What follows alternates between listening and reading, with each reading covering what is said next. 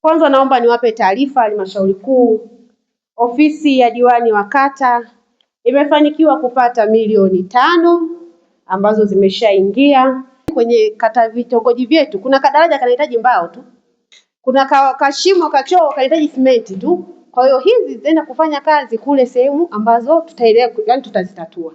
Na jana nashukuru wenye viti wangu walinipa ushirikiano, na naamini kuanzia Jumanne tutaanza kwenda kwenye vitongoji vyetu kwenye yale changamoto ambazo ndogo ndogo mlizisema jana, tutaenda kwenda kuzimaliza. Hiyo hela ni ya kwangu, lakini ni ya kwenu.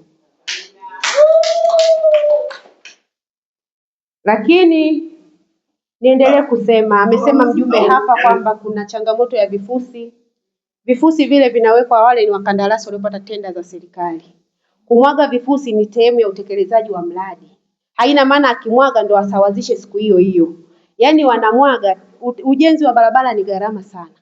Ukichukua ile mitambo ya na kuponda kwa siku moja, ukitaka uchukue seti nzima ni milioni 2.7 kwa siku moja. Sasa wanachofanya, wanaanza kwanza wanadampu, wanaweka kwanza vifusi, wakishamaliza ndo wanaleta mitambo, wanasawazisha. Lakini naamini kwa Shigamba tumeshasawazisha kama kwa hiyo lakini tunaendelea hapa. Jana nilikuwa TANROADS baada kutoka kwenye kikao, nadhani anzia muda wataanza na wenyewe kusawazisha. Lakini naomba nitoe taarifa, wakati tunaomba kula kupitia Chama cha Mapinduzi, tulipokea kero mbalimbali katika matawi yetu. Kuna kero za umeme wa REA, TANESCO hujafika, Idugumbi, Igunga, kuna baadhi ya huko Iwala, kuna Itimba.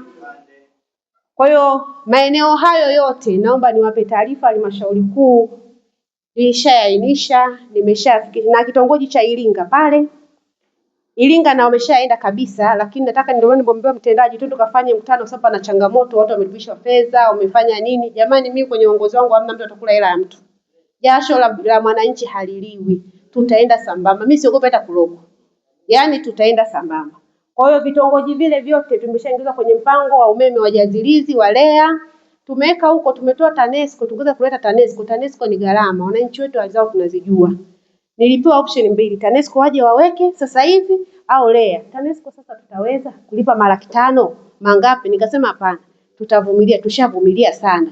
Tutavumilia, tuengeni tu kwenye bajeti inayoanza mwezi wa 7, tuwekeni tu kwenye REA ili kija tulipe ile 27,000 kwa malaki ambayo tunataka tuyalipe. Kwa hiyo tumeingiza kwa mipango vitongoji vyote, sijakiacha hata kimoja. Kwa hiyo niwaahidi kwenye kipindi changu kama diwani wa kata hii, kwa kushirikiana na mheshimiwa mbunge wetu, zile ahadi ambazo tumezitoa tutaenda kuzitekeleza kwa ushirikiano na kuwapa taarifa kila kitu ambacho tulikuwa tunakifanya. Lakini kwenye hospitali yetu, kituo chetu cha afya cha Utenguli, kama nilipopokea taarifa kwamba tulikuwa tuna ujenzi wa wodi ya wanawake, kituo kile kinafanya vizuri sana. Wanaokaa kule au wanaenda kutibiwa wanatoa ushuhuda. Imefika kipindi tukazidiwa wagonjwa wa kujifungua, lakini kwa sababu mlinipa ridhaa na Mungu akanipa ridhaa, kwa sauti yangu hela zimeenda pale chap chap, tumefungua. Mwenyekiti Kanyanya ni shahidi, wamama wanalala pazuri, vitendea kazi vipo, vifaa vipo. Na kwa taarifa tu, haikuwa kwenye bajeti, lakini kwa sababu tunaongea vizuri na watumishi wetu, nimepata milioni 100, tunaenda kujenga wodi ili hata wanaume waweze kulazwa pale, sio wanawake.